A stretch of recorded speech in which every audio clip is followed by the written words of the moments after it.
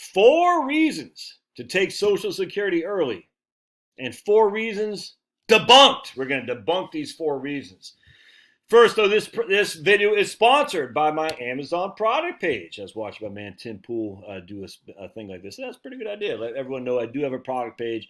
If you click on it, you'll see the link. I'll put the link's in any of the show notes I have automatically.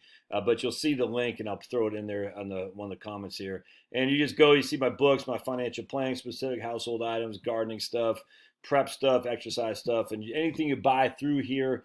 If you add it to your cart through my link, I get a small commission.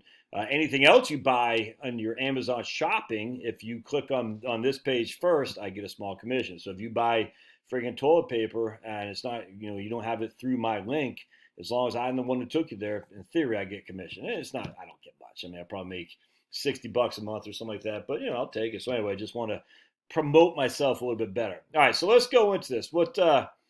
I just did a video on the second biggest mistake people make on Social Security, and I get lots of emails on that and lots of comments that are just, anytime you're talking Social Security, it's almost like talking about Tesla. Anything you say negative on Tesla, people are like, ah! Anything you say positive on Social Security, people are like, ah! It's the weirdest thing. So I got a bunch of comments on that. And I said, let's just go into this one by one. So I wrote a blog post, which you can find here at heritagewealthplanning.com, heritagewealthplanning.com. And this is my running blog, which I keep. You just scroll on down, and you will see my updates. And here's my battery revolution update right there, which I had kind of laughed at because let's just see it real quick. Edison's new storage battery is just from 1901 in the Los Angeles Times. It's almost identical to what they're talking about Elon Musk now. It's nuts, man. We're still yet using lead acid batteries. Technology hasn't changed much. All right, so let's go to 4 reasons to take Social Security early, debunked. All right, and so I'm going to go over this because I think it's pretty interesting. It's mind-boggling the negativity people have towards Social Security. Every video I do on Social Security draws out the negative Nellies. It's like there's this fundamental need to hate on the program that is responsible for the bulk of Americans' retirement income. I don't get it. And I talk about, see my most recent video where I talk about the second biggest Social Security mistake here, where a lot of people are like, ah, it's weird, man. I suppose some people are just not happy no matter what. If you dropped an ounce of gold in their laps, they'd say, what's this? What's this? I want 2 ounces. Take it back. The negativity seems to evolve around 4 things primarily. 1, overestimating cost of living adjustments. 2, my grandfather is waiting to receive his retirement at 60 after 50 years of work. He passed from an unknown ailment, so he received none of his retirement. Apparently, you expect to live a long time. Okay. 3, Social Security is a Ponzi scheme. And 4, I can generate a better return than Social Security. It seems those are the 4 things that taking Social Security later revolve around, or the negativity towards Social Security. So let's go to overestimating COLAs. It's always fun for me. It's because it's so easy to just dispute. So let's go into it. This is literally a quote on one of the comments. Your COLA percentage at 2.4% is optimistic, guy. Have you seen the last 10 years of COLAs? Probably the most negative comments I get on the COLAs assumptions. Now, I didn't just pull these COLAs out of the air or out of my behind. The 2.4% COLAs are from the trustees report itself. If you want to use a different COLA, that's fine. I will use the trustees report as it's the best guidance we have, though. Will the COLAs be 2.4% over the next 10 years? I don't have any idea. Neither do you. But to use any other number is completely speculative. Hold on. Pablo. Hold on a second. Pablo, remember to smash that like button. Paw the like button for Pablo. If you're gonna go speculative, then what do you use for Medicare premium increases? Again, are you going to speculate on that, or are you going to go over the CMS guidance? The CMS is Center for Medicare and Medicaid Services, CMS. I choose to use the CMS guidance there as well as the Social Security Trustees report. But if you insist on looking at the last 10 years, well, you'd project only a 2.34% cost of living increase in your Medicare premiums, because that's exactly what they've done for the last 10 years, 2.34% from 2011 to 2020. Come here, big man. Be my guest if you want to do that. However, I have a sneaky suspicion that there are those who gripe about my COLA assumptions for Social Security are completely ignorant about the previous 10 years of Medicare. as if they're not interconnected. Hold on just a second. Let me see what this dog is up to. Pablo! As if the Social Security cost of living adjustments and the Medicare Part B premiums aren't intertwined in some regard. Of course they are. Of course they are. So, so it's a double whammy. So what these negative Nellies want to do is they say Medicare costs will skyrocket while Social Security cost of living goes down. That's what they want to do. They want it both ways, negative on both sides. But ultimately, what it is for these folks is the need to be negative. It's so easy to be negative and cast shadows, but man, the minute someone says, maybe there's a different way to look at this, it's like calling their God fake. How dare you challenge my dark outlook? And I just want to address that because I do. Where did he go? Hold on a second. Again, Pablo!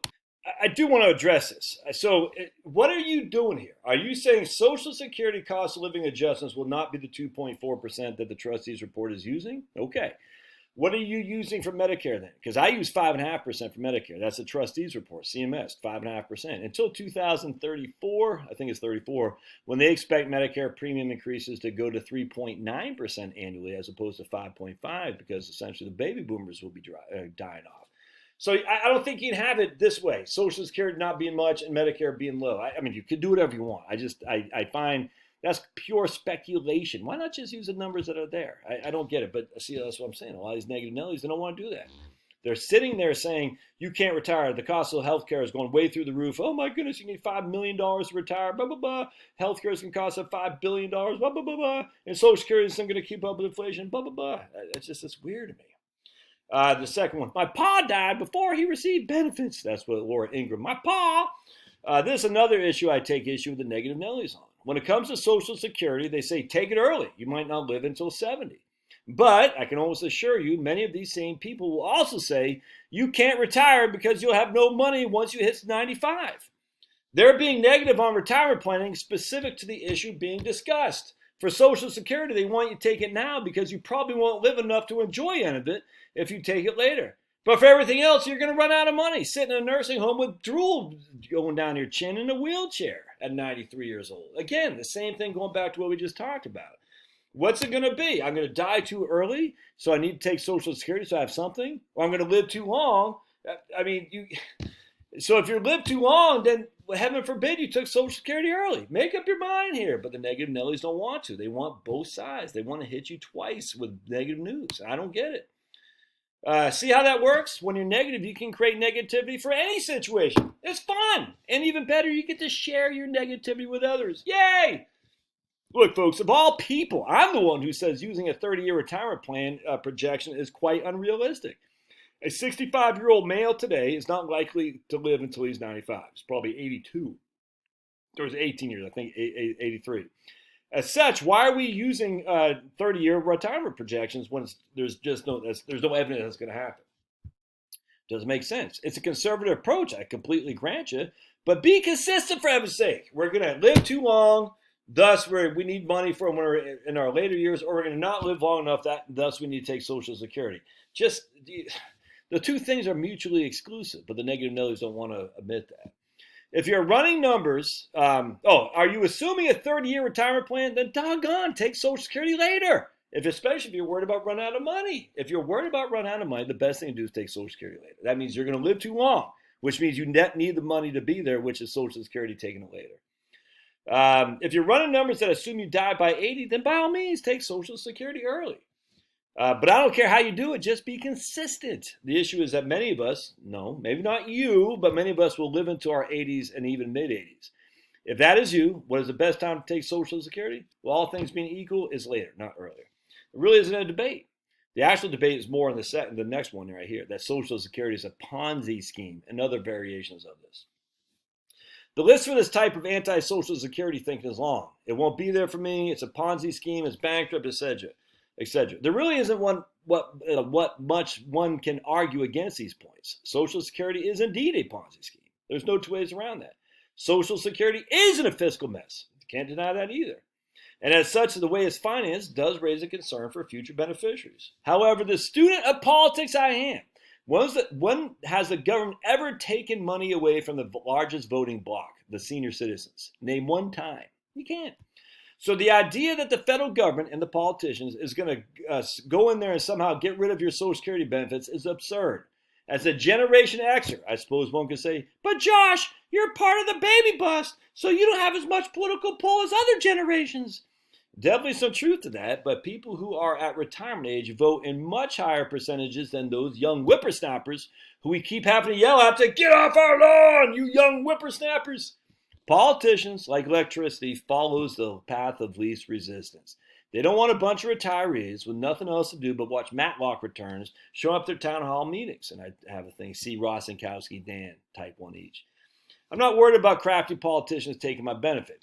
If you want to worry, again, be my guest. Seems you could worry about more realistic things that's happening, though. If you're like how you're going to heat your home with solar photovoltaic as being mandated in the north. And I got a link to how Governor Cuomo, it's just the whole thing is such a charade, the facade. We're going to get solar and that'll help us everything. It's just as nuts. All right, point 4. You can invest better than Social Security. Maybe. This is premised on the idea of taking Social Security early and investing that money to allow your investments to earn more than what you get by delaying Social Security. I get that, but it's quite risky. You may indeed do better than Social Security, but at what cost? To beat Social Security, you're going to need to have a higher rate of return than 10%. How did I get that? Well, it's simple. You take the cost of living adjustments, 2.4, add roughly 7.5 to 8% delayed earnings credits, and every year you delay taking benefits, you're increasing the amount from your last year up until age 70. That's about 10%. So to get a return more than 10%, you're going to have to take a heck of a lot of risk, and that's in stocks. You're not getting a 10% return in bonds, so you're going to have to take a heck of a lot of risk. And you remember what happens when you invest in stocks. 2000, 2001, 2002, the first quarter of 2003, October 2007 to March 2009, February 14th to March 23, 2020. Some significant declines for sure. For someone in an accumulation phase, that's me, who's adding money to their portfolio, I don't care. I just don't. I mean, I don't like markets going down, but I don't care. For someone who is in retirement, though, it's a whole different ballgame. A whole different ballgame. Could you do better? Sure, but it's just a crapshoot, as Burton Malkiel says in A Random Walk Down Wall Street. It's all luck, all luck. As such, I don't recommend one gambling with their retirement assets. Just my 2 cents. You got to do what's best for you. I'm just here to lay out the evidence for my default position, which is to take Social Security later, not earlier. Is that advisable for everybody? I don't know, but it's certainly advisable to most. And so anyway. Hope you like that. I'm sure there'll be some negative folks on here. Look, I don't mind negative Nellies. I don't. Negative Nellies help me see what other people are out there. And when I say that negative Nelly, that's not saying you're freaking being, a Karen. I don't mean that. I just think a lot of negative Nellies, there is some need to be negative on Social Security. It's almost like I have to take it early. And as such, I don't want the fear of missing out. So I want other people to take it early so we can all be sitting there saying, we're right? Because I have misery loves company. It's not just misery. It's just decisions love company. I got to take it early because I know if I wait longer, it's going to pay me more. And I know it's guaranteed. I know it does have a cost of living adjustment. It's a smoking deal, but I got to take it early because, and they convince themselves to do that. Now, I might do the same thing at 62. I've already told you, I'm taking reverse mortgage at 62. I might do the same thing with Social Security. I have no idea. As we sit here today, though, I fully don't intend to do that. So anyway, thought you might get a kick out of this. Love to hear your comments. Don't forget to use my Amazon page for all your shopping needs so I can get some of that sweet, sweet green. All right, we'll see you.